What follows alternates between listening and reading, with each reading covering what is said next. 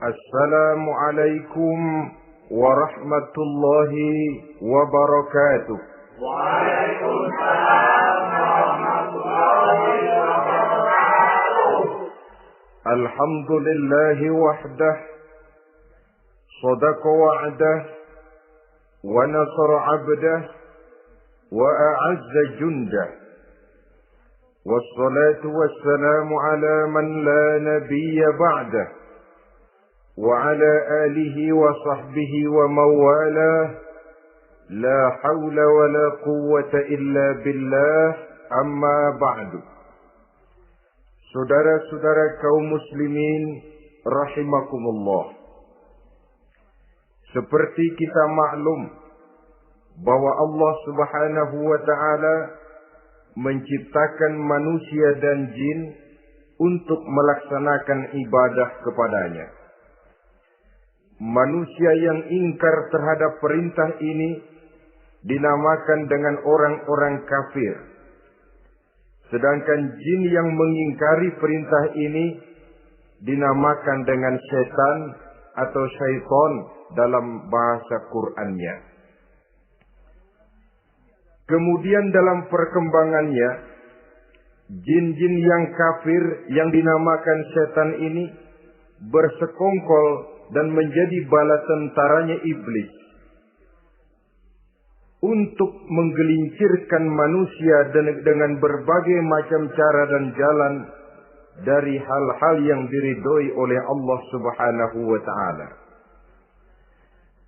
Adapun yang namanya iblis pada hakikatnya cuma satu saja, yaitu yang ingkar kepada perintah Allah untuk sujud kepada Nabi Adam alaihi salam.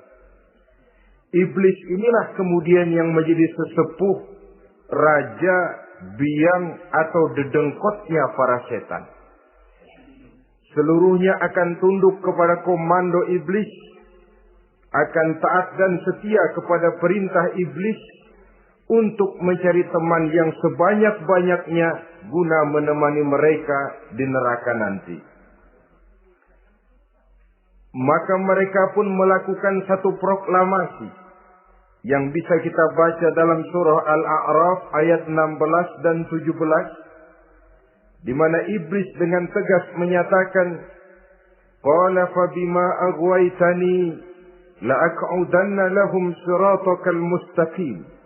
Wahai Allah, kata iblis, dari sebab engkau telah menghukum saya, dari sebab engkau telah mengusir saya dari surga, maka saya berjanji akan menipu, akan menggelincirkan mereka, Adam dan keturunannya, dari jalanmu yang lurus. Apa jalan yang lurus? Tidak lain Islam ini. Dengan segala cara dan jalan, iblis dan bala tentaranya akan berusaha menggelincirkan manusia dari jalan yang lurus. Caranya bagaimana? Ayat ke-17 menjawab, "Tsumma la'atiyannahum min ba'di aydihim." Akan kami datangi mereka, akan kami goda mereka dari arah sebelah depan. Kalau cara itu tidak kena, wa min khalfihim, kami goda mereka dari sebelah belakang. Andai kata cara itu pun tidak mempan, wa an aimanihim, dari arah sebelah kanan. Kalaupun itu gagal, wa an samailihim, kami akan datang dari arah sebelah kiri. Pendeknya dari 4 penjuru angin, iblis dan seluruh bala tentaranya yang bernama setan belum akan puas sebelum kita tergelincir dari jalan yang lurus yang diridhoi oleh Allah Subhanahu wa ta'ala. Sebagian ahli tafsir menjelaskan bahwa jika iblis menggoda dari arah depan, yang dimaksud dari depan ini adalah dunia. Sehingga manusia menjadikan dunia sebagai tujuan akhir dari seluruh kegiatan hidupnya. Ia pergi pagi, pulang sore, peras keringat, banting tulang. Tidak ada yang dikejar kecuali dunia dan cuma untuk kepentingan dunia. Dunia yang membuat orang berpaling daripada akhirat. dunia yang membuat orang lupa kepada tujuan penciptaannya, maka dunia termasuk perangkap iblis. Apa isi dunia? Biasanya yang lazim itu 3 ta itu. Harta, tahta, wanita. Itu yang bikin orang jadi sibuk sampai lupa kepada tujuan penciptaannya. Untuk apa dia diciptakan oleh Allah. Ini wa'an min baini aidihim. Kami goda mereka dari arah depan dengan menyodorkan dunia dalam bentuk yang hijau ranau. Dunia dalam bentuk yang manis sehingga mereka tenggelam di dalamnya. Lalu melupakan akhirat. Kalau cara itu juga tidak kena. Wa min khalfihim. Kami datang dari sebelah belakang. Kami lupakan mereka kepada akhirat. Itu mah urusan nanti bagaimana saja. Yang penting yang kita hadapi sekarang apa? Dunia. Akhirat kita belum tahu dan bahkan belum tentu ada. Yang sudah pasti saja kita garap. Melupakan akhirat. Wa an aimanihim. Yang dimaksud dari arah sebelah kanan.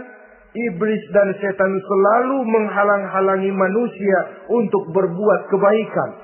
Karena kanan adalah lambang kebajikan. Sedangkan ansama ilihim, kiri adalah lambang kejahatan. Dicegahnya kita berbuat kebajikan dan dibisikannya kita untuk selalu melakukan kejahatan dan kemunkaran. Wala tajidu aktsarahum syakirin. Dan akan kamu dapati sedikit sekali di antara manusia yang bersyukur atas nikmat yang telah engkau berikan kepada mereka. Ditanamkan rasa ingkar kepada nikmat. Jika kita tidak kufur iman, dibuatnya kufur nikmat. Mengeluh padahal hidup sudah serba cukup. Merasa masih sangat kurang padahal orang lain sudah titik air liurnya melihat keadaan kita. Sedikit sekali di antara mereka yang pandai bersyukur kepada nikmat yang telah engkau berikan itu ya Allah. Jadi untuk ingkar nikmat, bisikan selalu datang dari iblis. Coba lihat itu. Temanmu yang tidak pernah sholat, rezekinya lancar. Kamu berhenti saja sholat. Yang tidak pernah ke masjid, pangkatnya naik terus. Udah berhenti aja ke masjid. Atau setidak-tidaknya mengeluh dalam hati. Tuhan kayaknya tidak adil. Kenapa saya rajin sholat kok rezeki seret benar? Padahal pada dasarnya kalau kita mau berpikir dalam bentuk yang paling mendasar. Allah selalu memberikan yang terbaik untuk kita. Jika begini keadaan kita. Inilah yang terbaik buat kita. Menurut pertimbangan Allah. Jika kita menuntut lebih lagi, mungkin dengan keadaan yang lebih itu, kita bisa tergelincir. Dan Allah lebih tahu itu. Sebagai pencipta manusia, Allah lebih tahu tentang kemungkinan-kemungkinan yang bisa didapat dan dicapai oleh manusia.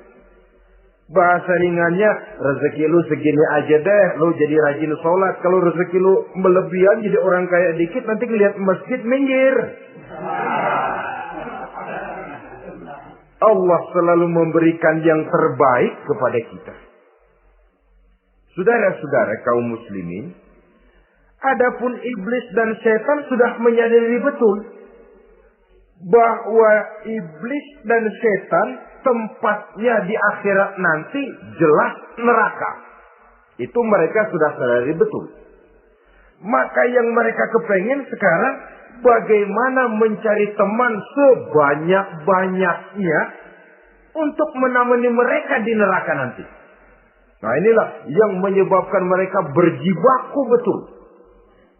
Bahkan ada satu riwayat itu ada waktu-waktu tertentu di mana para setan ini laporan kepada iblis. Kalau ada yang laporan gagal, bukan main marahnya si iblis ini selaku komandan. Kata setan, Pak, saya gagal menggoda si fulan karena imannya kuat. Goblok kamu. Dengan apa kamu goda dia? Dengan kedudukan. Dia tidak mau. tempuh dengan jalan lain, barangkali dengan harta. Kalau dengan harta tidak bisa, barangkali dengan wanita. Kalau dengan wanita tidak bisa, tempuh segala macam cara. Dan mereka yang laporannya enak, artinya berhasil menggoda banyak orang-orang beriman, itu kondisinya naik. Bahkan mendapat semacam piagam penghargaan sebagai kadar militan daripada iblis. Nah, mereka berusaha dengan segala macam cara mengumpulkan teman sebanyak-banyaknya. Kalau mereka sendiri sudah tahu pasti, sadar nasib saya di akhirat nanti pasti masuk neraka, diazab dan disiksa oleh Allah. Cuma saya begini ini lantaran ulahnya Nabi Adam dulu. Maka anak-anak cucu Nabi Adam harus menjadi teman-teman saya sebanyak-banyaknya guna menemani saya di dalam neraka. Oleh karena itu, pada kesempatan pertemuan saat ini, kita akan membicarakan siapa sih teman-teman setan itu. Diriwayatkan dari Wahab bin Munabbih bahwa pada satu hari iblis diperintahkan oleh Allah untuk datang kepada baginda Rasulullah sallallahu alaihi wasallam dan menjawab segala pertanyaan yang diajukan oleh baginda Nabi. Datang iblis dalam bentuk orang tua pakai tongkat. Jadi iblis itu bisa malih warna. Dia termasuk jenis makhluk halus toh. Seperti halnya jin dan malaikat. Itu bisa malih warna sesuai dengan yang mereka kehendaki. Ketika datang, baginda Nabi bertanya, "Man anta?" Siapa kamu? Dia jawab, "Ana iblis." Saya iblis. Jujur. "Limadza ji'ta?" Mau apa kamu datang kemari? Kata baginda Nabi. Dijawab oleh iblis, "Innallaha amaroni an atika wa ujibaka an kulli ma sa'altani." Allah memerintahkan saya untuk datang kepadamu dan menjawab segala pertanyaan yang engkau ajukan kepada saya. Nah, atas pernyataan ini, baginda Rasul kemudian bertanya dengan dua pertanyaan. Pertanyaan pertama, iblis, "Kam ikhwanuka min ummati?" Ada berapa sih teman-temanmu dari golongan umatku? Dari golongan umatku, umat Islam ini. Bukan orang lain. Kalau orang kafir sih sudah jelas. Itu memang CS-nya iblis. Tapi dari umatku. Siapa saja yang jadi teman-teman kamu iblis? Menjadi antekmu, menjadi alatmu sejak dari dunia sampai ke neraka nanti. Atas pertanyaan ini iblis menjawab, "Teman-teman saya dari golongan umatmu ya Muhammad, asarun. Ada 10 orang. Ada 10 orang yang merupakan teman-teman iblis dari dunia sampai ke neraka." Siapa mereka? Pertama kata iblis, teman saya hakimun jair. Hakim yang curang. Hakim yang tidak adil. Ini bisa dimaklumi. Kenapa? Karena hakim diharapkan adalah produk keadilan. Sehingga orang mengatakan seorang hakim adalah seorang yang meletakkan sebelah kakinya di surga dan sebelah lagi di neraka. Kalau adil dia menghukum, kaki sebelah kanan yang akan menentukannya ke surga. Kalau licik dia menghukum, kaki sebelah kiri yang akan menjerumuskan dia ke dalam neraka. Saudara-saudara kaum muslimin rahimakumullah. Sesungguhnya dalam kehidupan, Kurangnya sandang pangan bukan satunya-satunya sebab yang membuat orang menderita. Tidak teraturnya perumahan, kurangnya lapangan kerja bukan satu-satunya yang menyebabkan rakyat menderita. Tapi lukanya rasa keadilan. Tidak tegaknya hukum sebagaimana yang diharapkan. Itu juga bisa menjadi sumber nesapa, bisa menjadi asal dari segala derita. Oleh karena itu, hakim yang tidak adil, hakim yang curang, yang menghukum tidak berdasarkan hukum, tapi berdasarkan kepentingan, berdasarkan pesan sponsor, hukum bisa dibeli, ada istilah mafia peradilan. Hakim-hakim macam ini yang akan menjadi teman-teman iblis. Dan tiap kali palu akan diketuk, iblis sudah bukan main sibuknya. Kekuasaan di tanganmu, hijau katamu, hijau yang akan berlaku, merah kau ketok, merah yang akan jadi keputusan. Orang lain tidak tahu ini kesempatan untuk jadi kaya, ini kesempatan untuk naik pangkat. Manipulir hukum tidak ada yang tahu karena orang banyak yang awam dengan hukum. Saudara-saudara kaum muslimin, kalau hukum sudah bisa dibeli, atau kalau hukum cuma untuk orang-orang kecil saja, ada kelompok-kelompok yang kebal hukum, maka akan timbullah kiamat di masyarakat, di mana yang kuat makin kuat, yang lemah selalu menjadi mangsa. Oleh karenanya, hakim yang serong, hakim yang durjana merupakan teman-teman setan, merupakan teman-teman iblis dari dunia sampai ke neraka nanti. Ini yang pertama. Oleh karenanya, pada dasarnya setiap kita adalah hakim untuk keluarga dalam pergaulan. Hendaklah adil di dalam memutuskan segala sesuatu. Lebih-lebih hakim yang memang menjadi pengayom masyarakat. Bukankah lambang para hakim digambarkan dalam bentuk neraca yang berimbang? Tidak berat ke kiri, tidak juga berat ke kanan. Dalam arti objektif memberikan keputusan sesuai dengan hukum. Sehingga masyarakat terlindungi. Dan hakim yang adil secara praktis adalah musuh daripada setan. Dimanapun setan dan iblis paling gak demen sama hakim yang adil. Itu merupakan musuh besar bagi setan.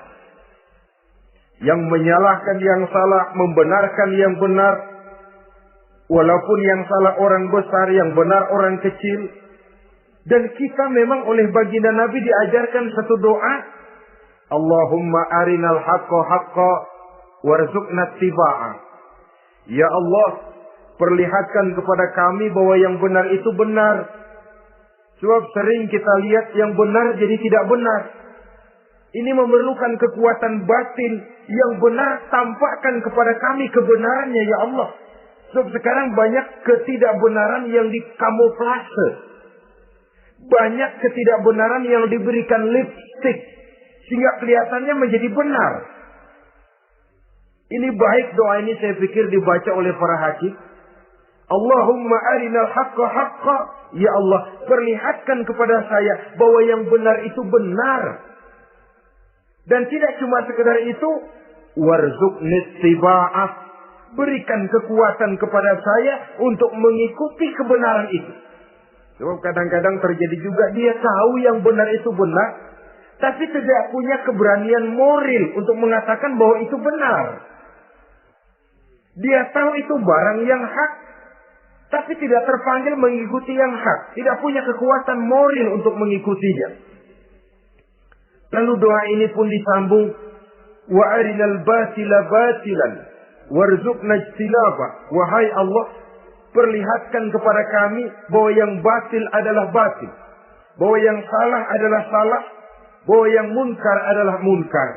Berikan kepada kami kekuatan untuk menjauhi yang munkar, yang batil, yang zalim. Saudara-saudara kaum muslimin rahimakumullah. Kita sering mencaci kaum pelacur sebagai sampah masyarakat.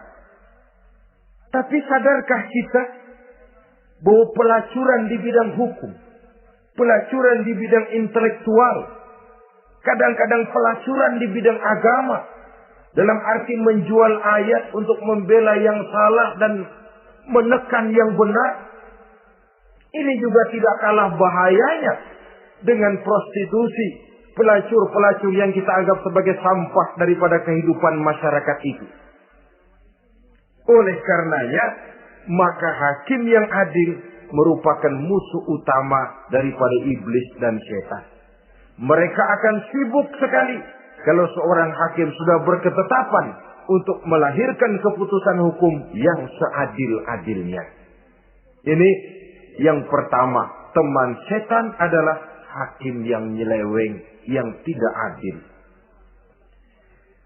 Yang kedua, teman saya, kata iblis, ghaniyun mutakabbir. Orang kaya yang sombong.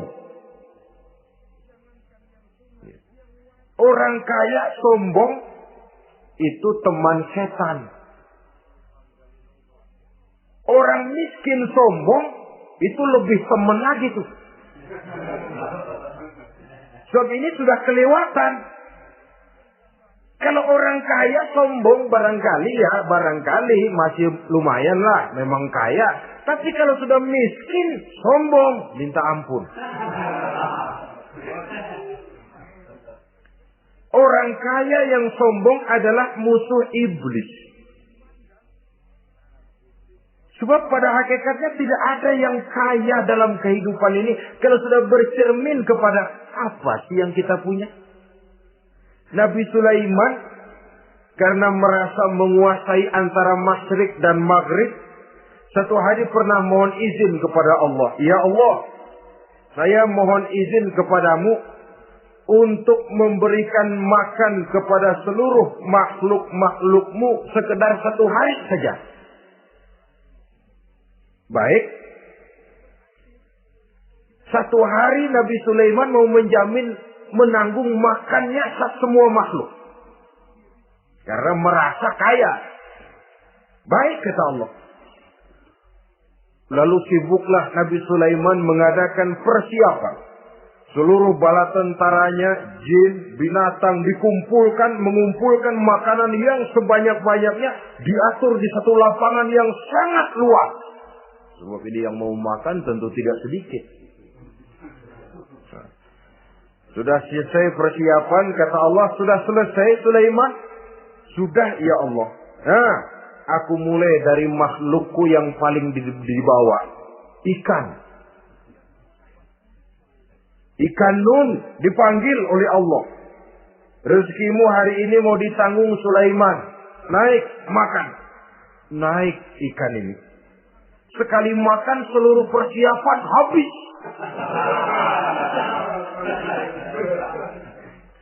Goleng kepala Nabi Sulaiman, beliau sadar lalu sujud, maha kaya engkau ya Allah. Boro-boro nanggung makanan semua makhluk hidup sehari, ikan satu enggak keurusan. Ini baru sekali makan, bagaimana nambahnya?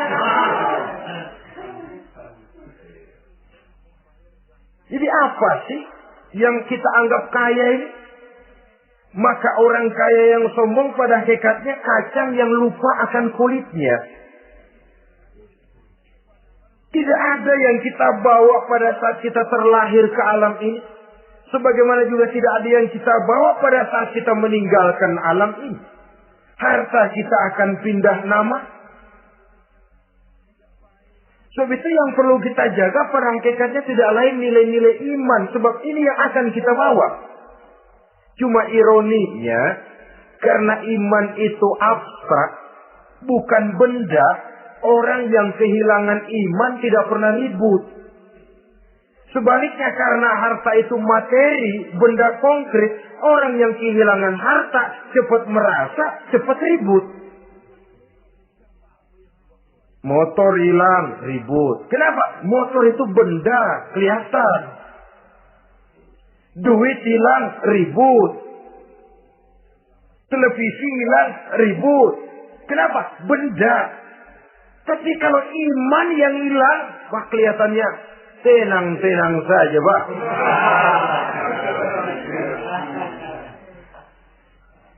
Padahal ini usaha iblis, bagaimana orang kehilangan iman, menjadi kafir, masuk grup dia untuk menemani dia di dalam neraka nanti. Dia gelincirkan iman kita, dan kita sering tanpa terasa telah mengalami pergeseran nilai-nilai iman kalau tidak tergusur sama sekali. Cuma saya katakan tadi, oleh karena iman ini bukan benda, orang yang kehilangan iman kurang begitu merasa. Padahal ini yang paling berharga. Sebab ini yang akan kita bawa menghadap Allah.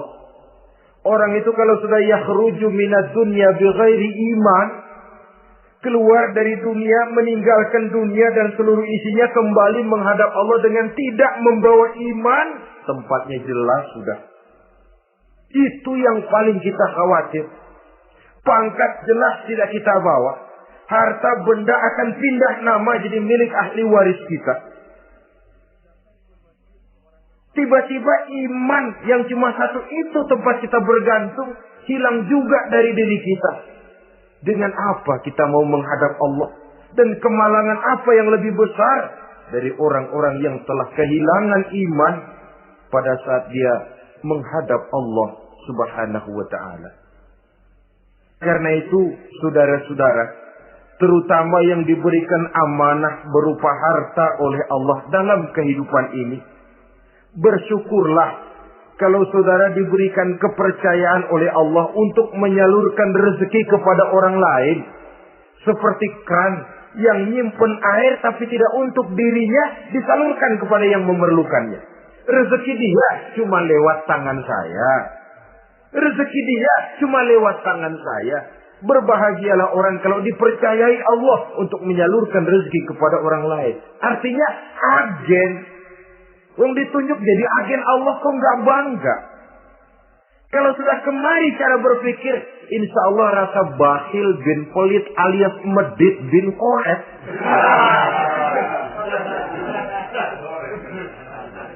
Itu insya Allah nggak ada. Kan kadang kita berpikir, yang nyari duit gue setengah mati, lu datang-datang mau minta aja pala lu. Kan itu toh kadang-kadang cara kita berpikir. Ya boleh jadi lalu terasa berat. Tapi kalau kembali kepada kesadaran, barangkali alhamdulillah rezeki dia cuma lewat tangan saya. Kalau saya nggak ngasih dia, barangkali nggak semudah ini saya dapat rezeki. Allah mudahkan rezeki saya karena saya sering membantu orang-orang yang memang memerlukan. Andai kata saya nggak membantu mereka, belum tentu rezeki selancar ini. Tidak lalu enak aja. Peras keringat gua banting tulang, pergi pagi pulang sore, lu datang-datang nada aja. Berbahagialah orang jikalau sekali lagi dia dijadikan agen oleh Allah untuk menyalurkan rezeki kepada mereka yang memang memerlukannya. Kalau tidak ke arah itu kita berpikir, yang timbul bakhil. Bakhil lalu bermegah-megah dengan hartanya, timbul kesombongan. Senang lihat orang susah. Lalu dia sendiri dengan hartanya cuma to show only. Pameran.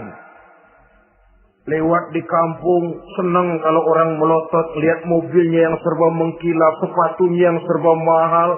Senang kalau, wah. Semua gaya hidupnya serba jet set. Wah, wah, wah. Senang betul kalau melihat orang sudah serba bengong lihat keadaan dia. Timbul takaburnya, sombongnya, ngenyek kepada yang lain. Maka orang kaya yang sombong, teman iblis, teman setan. Setan senang betul. Sebaliknya secara praktis, orang kaya yang rendah hati adalah musuh iblis. Saudara-saudara kaum muslimin, rahimakumullah.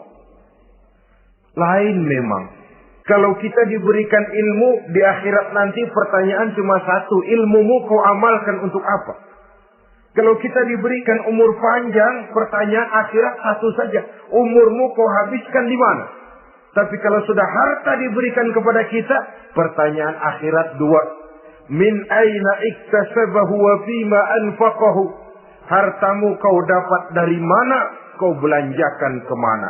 Depan belakang ditanya. Yang ketiga, teman iblis itu tajirun kha'in. Pedagang yang berkhianat. Baik kepada sesama teman pedagangnya, karena ingin lebih maju dari yang lain. Terjadi persaingan yang tidak sehat di berbagai bidang bisnis. Ataupun kepada para pembelinya. Dengan mengatakan barang yang baik adalah barang yang tidak baik menjadi baik. Sebab pada dasarnya apabila kaum pengusaha sudah berkhianat akan timbul kegoncangan ekonomi. Dan kegoncangan ekonomi dampaknya adalah melahirkan kelas-kelas kemiskinan. Kemiskinan merupakan satu perangkap iblis. Biasanya orang kalau sudah melarat udah dekat banget sama kafir. Kalau tidak dilatar belakangi oleh nilai iman yang kuat. Udah melarat, udah dekat benar sama kafir. Apalagi iblis ini menggodanya. Pandai dia. Kepada orang miskin dia datang dengan bujukan materi. Kepada yang cukup hartanya dia datang dengan bisikan lain. Pendeknya iblis dan setan itu ibarat tukang joget, dia ngerti betul irama kendang.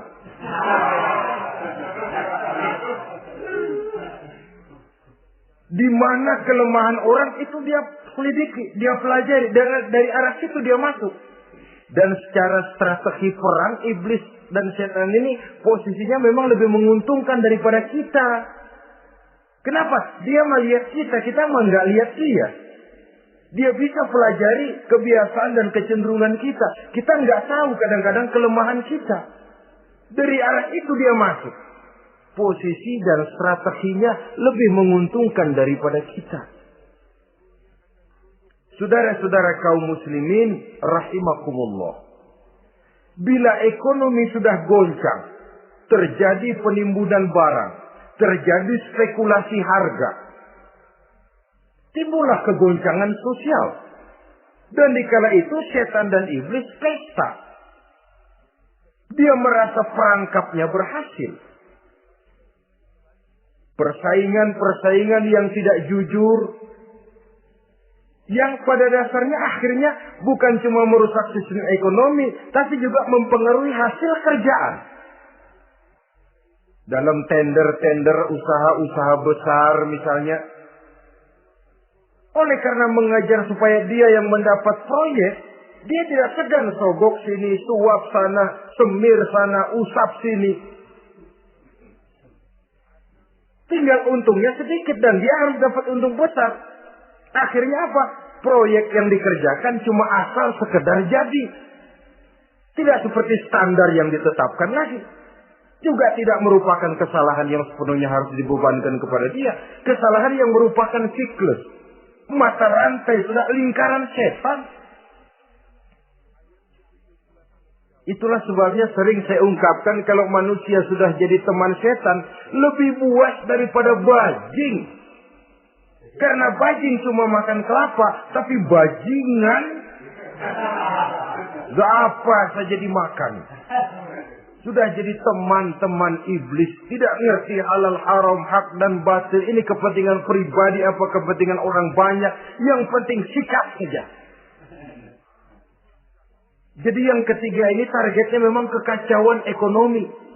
Yang kemelaratan, kemiskinan merupakan tangga untuk sampai kepada kekafiran. Dan iblis tahu betul itu.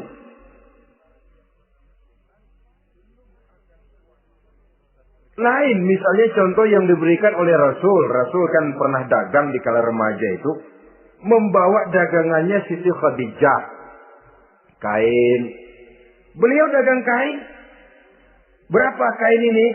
Oh, kalau ini Saya ambil dari Ibu Khadijah 25 rupiah. Saudara mau beli saya berapa terserah asal saya ada untungnya.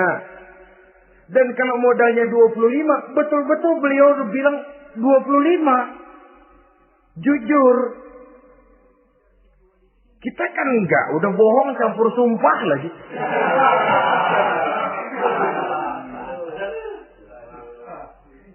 Ini yang ketiga.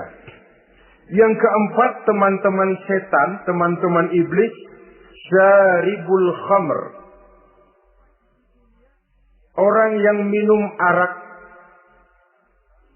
pemabuk, itu teman setan. Bahkan divonis tidak beriman orang yang pada saat meninggal dunia di dalam perutnya itu masih ada khamr. Tidak beriman divonis. Jadi dalam satu pesta di mana disediakan minuman-minuman keras, iblis itu sudah masang perangkap. Dan bila minuman itu dihampiri orang, dia mulai senang, wajahnya berseri-seri. Kalau minuman dituang ke gelas, dia tepuk tangan.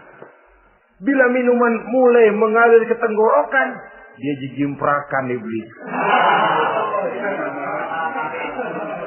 Girang bukan main.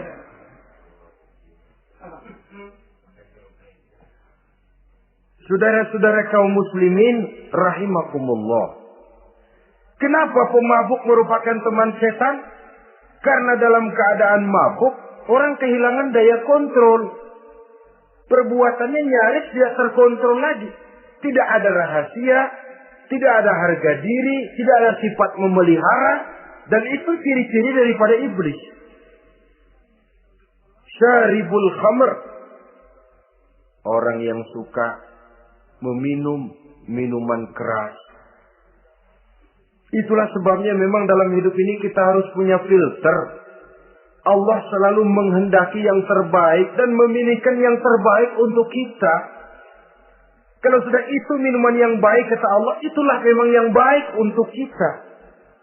Kalau itu dilarang oleh Allah, itulah memang yang tidak baik untuk kita. Jadi kalau sudah qat'i dalilnya, gak usah buang energi menyelidiki apa manfaatnya. Kalau sudah qat'i dilarang, gak usah buang energi menyelidiki apa bahayanya khamr. Allah tidak akan melarang sesuatu yang mengandung manfaat. Yang dilarang Allah tentu yang membawa mudarat dan bahaya di dalam kehidupan. Bukankah sekarang ini minuman keras sudah merupakan penghias pesta? Merupakan kebanggaan di kalangan remaja? Termasuk dalam kata khamr ini ya morfin, ganja, narkotik, dan yang sejenis dengan itu. Orang sudah merasa bangga kalau sudah fly to the sky. Membumbung ke angkasa katanya dunia ini luas. Lupa segala macam persoalan. Tapi sampai kapan? Sampai kapan orang merasa membumbung? Sampai kapan orang merasa bisa meninggalkan segala persoalan? Sampai mabuknya selesai? Ya kalau gitu mabuk aja terus. Lalu apa artinya kehidupan ini? Mabuk kan gak ngerugiin orang lain. Kalau saya nyolong kan ngerugiin orang lain. Kalau saya korupsi ngerugiin orang lain. Kalau saya zina jelas ada orang lain yang dirugikan. Tapi minum khamar, siapa yang rugi? Uang-uang saya. Saya beli dengan uang saya. Yang minum pun saya. Siapa yang rugi? Saudara, ini pemikiran sepihak namanya. Pertama jelas merugikan diri sendiri. Kesehatan terganggu, pertumbuhan IQ, ya, daya pikir jadi jumud bin beku. Tidak ada idealisme ke arah depan. Yang ada ya, yang dipikirkan ya, yang di depan hidungnya saja. Dan konon itu pada mulanya memang orang kan sifatnya cuma ingin tahu. Nyobain ketagihan. Ya kalau orang tuanya masuk golongan sehat, mampu. Kalau orang tuanya termasuk ekonomi lemah. Sedangkan kecanduan hal yang tidak bisa ditangguhkan. Orang yang sudah kecanduan minuman keras. Sekali dia tidak minum, sudah bukan main rasanya. Orang yang sudah biasa minum ganja, morfin, narkotik, satu kali dia tidak bertemu itu, sudah nggak keruan rasa. Orang tuanya tidak mampu, kenapa lalu nggak ngelamun yang negatif? Ya kalau dia keluarga orang tuanya masih melarang, dia bisa jual hal lain di rumahnya yang ada harganya. Tip deka itu, video kah itu, mobil kah digade dulu. Kalau di kampung, anak-anak muda yang menengah ke bawah, kenapa enggak ayam orang disamber?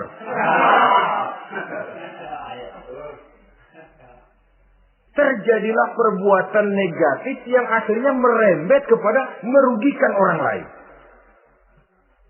Hakikatnya zahirnya memang pada mulanya hanya merugikan diri sendiri. Tapi lambat laun akan merembet juga kepada merugikan orang lain.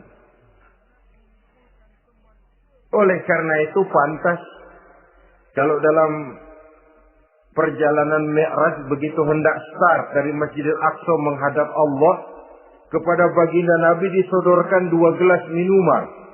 Segelas susu dan segelas arak. Muhammad, kau ambil salah satu minuman itu, kau minum. Mantap, Nabi mengambil gelas yang isinya susu lalu beliau minum.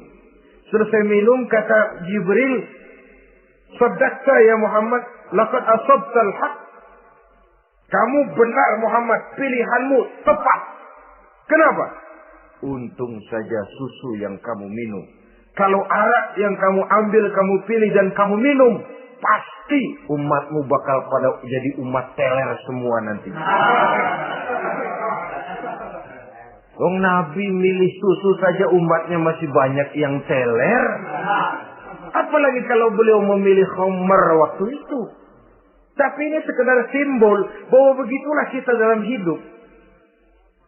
Saudara, kalau di depan kita ditaruh segelas jamu, segelas sirup, kira-kira pilih mana? Jamu. Sirup apa jamu? Jamu. Orang yang berpikir panjang ke depan, dia bakal pilih jamu. Memang pahit, getir, nggak enak, tapi besok pagi badan enteng, kerja semangat, berpikir cerdas, gairah ada. Orang yang pikirannya pendek, ngapain jamu getir nih, sirup nih. Manis ini. Dia minum, bukan main manisnya. Besok pagi bibir pada jontor. Begitulah dalam kehidupan ini. Maka hendaknya kita berusaha dengan sekuat kemampuan untuk menghindarkan diri dari minuman keras dan pengaruh-pengaruhnya. Yang kelima, teman iblis itu al-qattat. Tukang-tukang fitnah. Itu suling iblis itu. Trompet setan. Sebab apa? Benar kalau Quran mengatakan, Nabi mengatakan al-fitnatu asyaddu minal qatli. Fitnah lebih bahaya dari pembunuhan. Sebab apa? Pembunuhan membunuh orang secara langsung. Fitnah membunuh orang pelan-pelan. Kalau mati mau mendingan cepat daripada pelan-pelan. Pelan-pelan mati, cepat mati, enakan cepat, nggak ngerasain sakit. Fitnah membunuh orang pelan-pelan. Nama baik orang hancur, dicoreng-moreng di tengah masyarakat. Maka tukang-tukang fitnah, teman-teman setan dari dunia sampai ke neraka nanti. Karena fitnah lebih bahaya daripada pembunuhan. Mengada-ada yang tidak ada diada-adakan, fitnah. Melebih-lebih berita semeter jadi 3 meter, yang 2 meter. Ya kalau positif, kalau negatif, fitnah. Memang orang bilang kalau kita nitip duit jangan harap lebih, kurang bisa. Tapi kalau nitip omongan jangan harap kurang, pas saja sudah untung itu. Biasanya lebih, namanya omongan. 1 meter jadi 2 meter, 2 meter jadi 3 meter. Itu sifat dari yang namanya omongan. Kita kirim uang, udah gak bakalan lebih dah. Ini nitip uang sama saya 50.000, tambahin 10.000 langka yang berpikir begitu. Kurang malah bisa. Enak aja nitip gua kan kemarin pakai ongkos. Hitung transport misalnya. Tapi kalau sudah nitip omongan, pas saja sudah untung loh. Biasanya malah lebih. Fitnah pernah melanda Nabi Zakaria. Fitnah pernah melanda Habil dan Qabil. Fitnah pernah melanda Nabi Ibrahim. Fitnah bahkan pernah melanda kehidupan baginda Rasulullah Sallallahu Alaihi Wasallam. Dalam peristiwa yang lazim kita kenal dengan hadisul ifki, bagaimana gosip pun sempat mengguncang rumah tangga kehidupan baginda Nabi. Sehingga pantas kalau beliau sendiri mengatakan al-fitnatu asyaddu minal qatli. Fitnah itu lebih bahaya daripada pembunuhan karena fitnah membunuh orang secara pelan-pelan. Saudara-saudara kaum muslimin rahimakumullah. Lidah tidak bertulang. Sohirul jirmi azimul jurmi. Kecil bentuknya tapi besar akibatnya. Kalau kita luka karena silet 2-3 hari boleh sembuh. Tapi luka karena lidah seumur hidup kita ingat. Asal lihat orangnya ingat nih dia nih yang ngomong kagak enak banget adik gua tandain dah.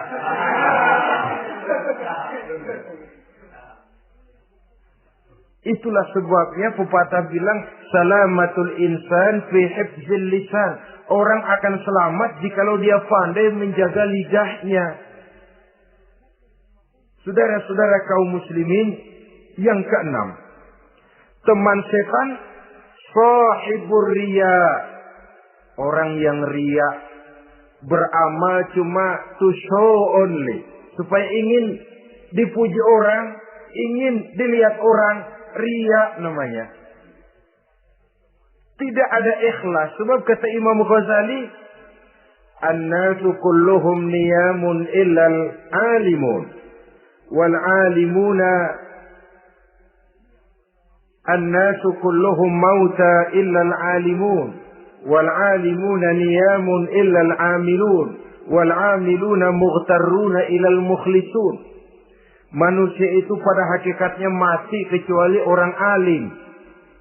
Orang alim sekalipun hidup hakikatnya adalah tidur kecuali orang yang mengamalkan ilmunya. Dan orang yang mengamalkan ilmunya banyak yang tertipu kecuali orang yang ikhlas. Tepat ini fatwa Imam Ghazali. Manusia hakikatnya tidur kecuali orang yang alim. Orang yang alim walaupun hidup tapi tidur. Hidup tidur. Ya nggak bisa berbuat banyak kecuali orang yang mengamalkan ilmunya. Dan orang yang mengamalkan ilmunya banyak yang tertipu kecuali yang ikhlas. Jadi kalau amal itu adalah jasad, ikhlas itu adalah ruh. Amal tanpa ikhlas patung. Patung tidak bisa berkembang, tidak bisa berbuat banyak, namanya patung. Itu amal tanpa ikhlas. Ini termasuk penyakit batin toh, ikhlas, riya, ujub, sum'ah. Penyakit kepengen didengar orang, penyakit kepengen dilihat orang. Wah, kalau sembayangnya dilihat orang mantap betul, kayak besok mau mati. Tapi kalau sudah sembayang yang nggak dilihat orang, wah kilat khusus, cepat bukan main. Riya. Ini yang menghancurkan amal ini nggak terasa. Sifat kita sendiri, riya ini menggeragoti amal sebagaimana api menggeragoti kayu bakar. Yang ketujuh, teman setan akilu malil yatim. Orang yang memakan harta anak yatim. Itu setan senang betul itu. Dia bisikan, kau kan ngurus anak yatim.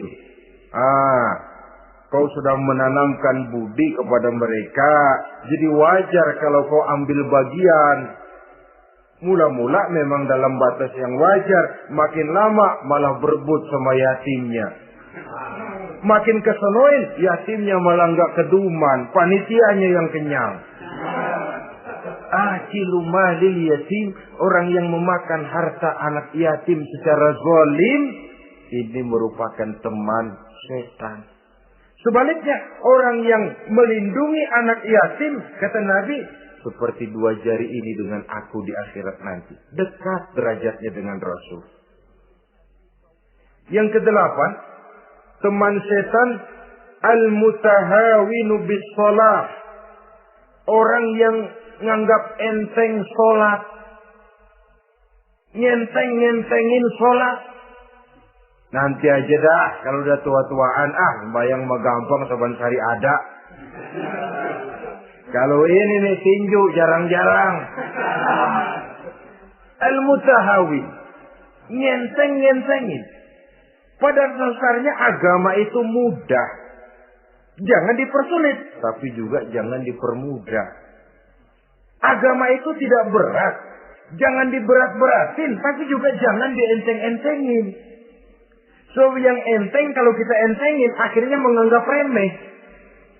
Mulanya memang sedikit, makin lama makin banyak, makin lama makin banyak, makin bertumpuk. Apalagi kalau sadar kita sholat adalah tiang daripada agama. Bagaimana rumah akan tegak tanpa tiang yang kuat? Bagaimana agama akan tegak dalam diri seseorang kalau sholatnya dia enteng-entengi? Jangankan yang sunnah, yang wajib saja. Kadang-kadang tutup lubang, gali lubang. Padahal itu merupakan tiang pokok. Rumah itu untuk kuat harus ada tiang-tiang tambahan. Tiang tambahan ini ya nawafil, ya rawatib, sholat-sholat sunnah itu. Itu untuk menjaga stabilitas temperatur batin kita kepada Allah. Al-mutahawinu bis sholat. Jadi kalau sudah masuk waktu, beduk misalnya berbunyi, azan berkumandang, iblis mulai menyebar bala tentaranya. Pasukan, siap.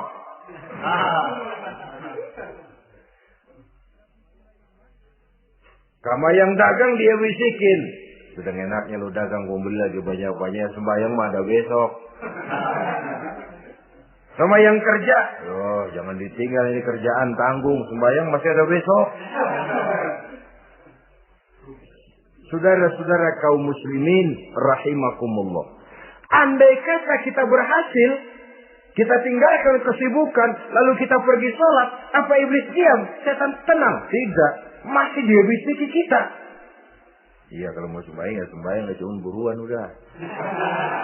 Nah, yang mau belanja, yang menunggu, bukan main. Sampai ruku kita tidak sempurna, bacaan kita semrawut, sujud kita tidak lengkap. Sholat juga, tapi disitulah masuk iblis. Atau kalau itu kita berhasil cegah, ruku tertib, ada tumakninah, sujud bagus, iblis masuk lagi. Wah, memang sembahyang kamu mantap. Orang lain gak ada yang sembahyang kayak kamu. Yang timbul apa? Ujub. Sombong kepada diri sendiri. Begitu rajin sembahyang. Lu ya, pada kagak sembahyang. Apaan lu? Gua nih. Itu sudah perangkap iblis.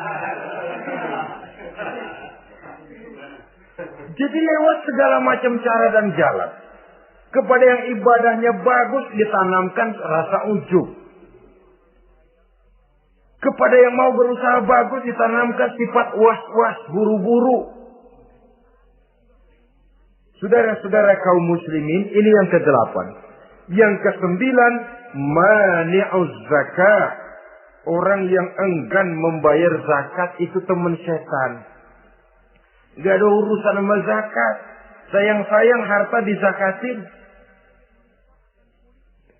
Saudara-saudara, padahal zakat itu kata Nabi, zakku amwalakum biz zakat. Bersihkan hartamu dengan zakat. Jadi barangkali bercampur harta itu dengan sedikit yang tidak baik, bercampur dengan yang kotor. Zakat itu membersihkan yang lain.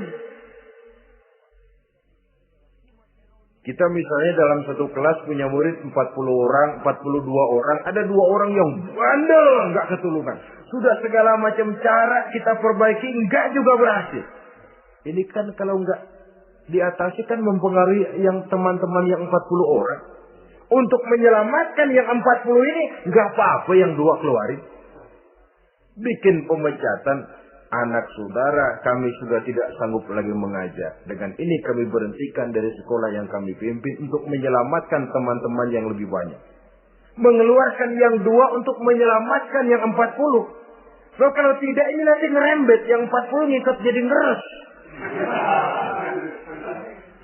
Itu juga harta. Zakat untuk membersihkan yang masih tersisa. Yang terakhir yang ke-10, teman setan, musuh, teman iblis, man yutilul amal. Orang yang terlalu panjang angan-angan. Penghitung bintang di langit. Yang hidup cuma ngitung jikalau. Wiridannya cuma jikalau.